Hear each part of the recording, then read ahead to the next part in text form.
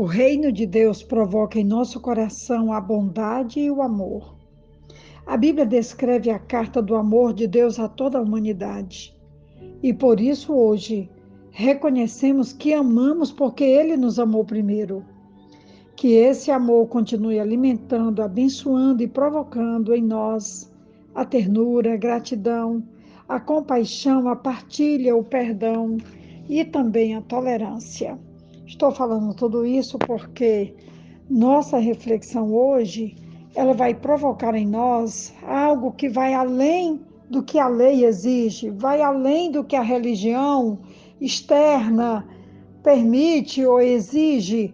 O que o reino de Deus provoca em nós invade todo o nosso ser e faz um apelo para que o melhor de nós apareça. Nossa reflexão hoje está em Mateus, capítulo 5, versículo 20, que vai nos dizer: pois eu lhes digo que se a justiça de vocês não for muito superior à dos fariseus e mestres da lei, de modo nenhum entrarão no reino dos céus. A justiça descrita aqui em Mateus 5:20 é a qualidade de ser reto ou justo. Não é suficiente a observância de leis e de costumes. Para isso, os fariseus serviam muito bem. Precisa-se uma certa realidade espiritual produzida por um bom relacionamento com Deus pela fé, que resulta numa retidão interna refletida pela expressão externa. Quer dizer, algo que está dentro e que vai se manifestar, que vai aparecer na nossa caminhada diária.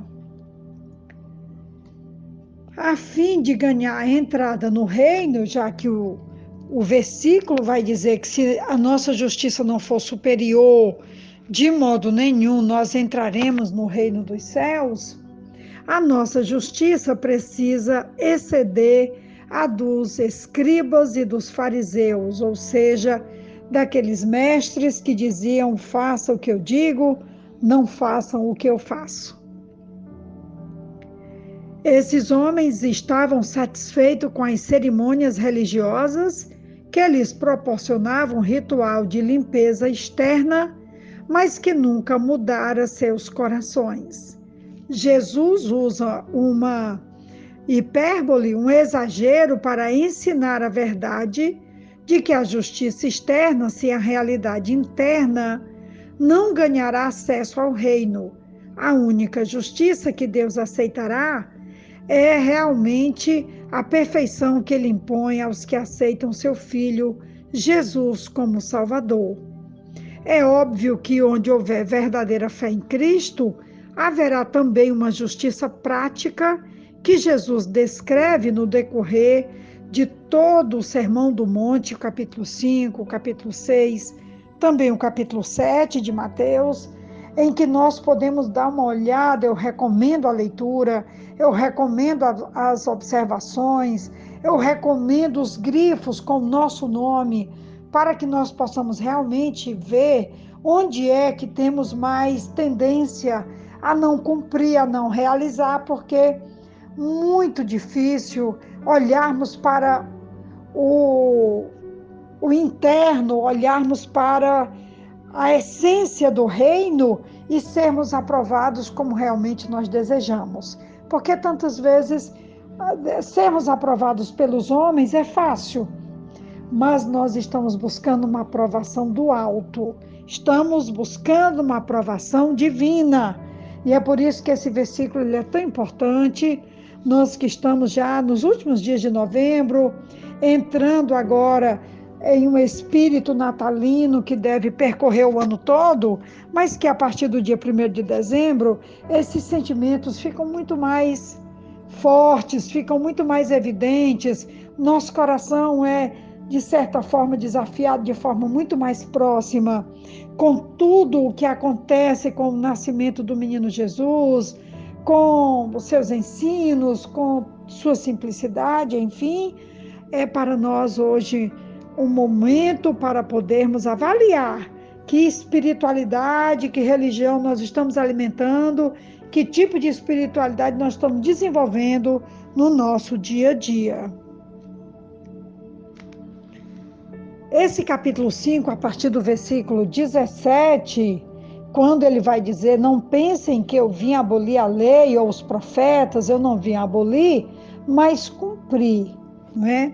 Mas no final, aí no versículo 20, ele vai dizer que a nossa justiça precisa exceder a dos mestres da lei, a dos fariseus e a toda a prática que eles tinham de espiritualidade que nós não podemos repetir. Ele afirma com autoridade que só entramos no reino dos céus se a vontade do Pai em nós for muito maior do que simplesmente seguir listas de certo e de errado, como faziam os fariseus e os mestres da lei, que hoje está aqui para que nós possamos rejeitar não só a prática, mas também a forma como eles abordavam as pessoas e como eles foram reprovados por Jesus e que nós precisamos reprovar também suas práticas de vida. Muitos sabem seguir regras, porém viver a graça vem das nossas entranhas, vem do nosso interior. O Antigo Testamento continua sendo palavra de Deus e é a lei que é santa e o mandamento também santo, justo e bom.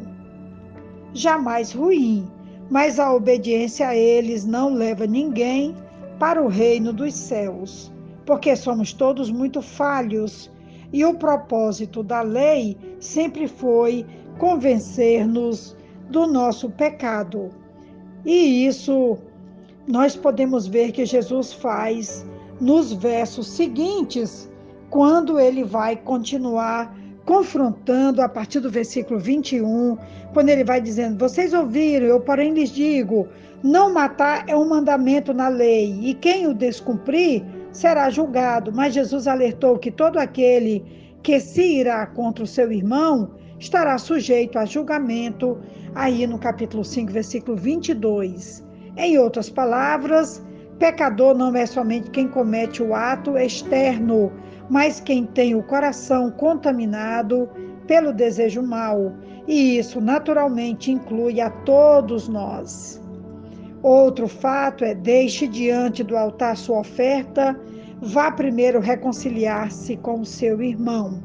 Para o Pai, o coração é muito mais importante que a ação externa, e dar uma grande oferta não vale nada se a nossa comunhão com os irmãos estiver prejudicada, como ilustra dramaticamente a história de Ananias e Safira, lá em Atos capítulo 5. A igreja faria bem ao lembrar esses princípios na hora das ofertas, em vez de recordá-lo apenas na hora da ceia do Senhor, quando ela vai trazer todo aquele discurso de que quem não estiver apto, quem não estiver pronto, vai comer para a própria condenação. Então, na realidade, esse versículo do capítulo 5 de Mateus, que nós estamos hoje meditando, versículo 20, ele vai além de uma ação externa, ele passa pelo nosso coração e nos desafia, sim, a vivermos de conformidade com aquilo que o Senhor desejou para a nossa vida e para a nossa espiritualidade. Eu quero já concluir a nossa reflexão de hoje, lendo aqui os últimos versículos desse capítulo 5 de Mateus. Vocês ouviram que foi dito, ame o seu próximo e odeie o seu inimigo, mas eu lhes digo, amem os seus inimigos e orem por aqueles que os perseguem, para que vocês venham a ser filhos de seu Pai que está nos céus. Então eu quero terminar aqui porque a lei manda odiar e matar, mas Jesus manda amar até os seus inimigos. Que Deus nos dê essa capacidade extraordinária que Ele mesmo nos ensinou com a sua vida. Um grande abraço da pastora Betinha, uma ótima reflexão, um ótimo dia. Amém.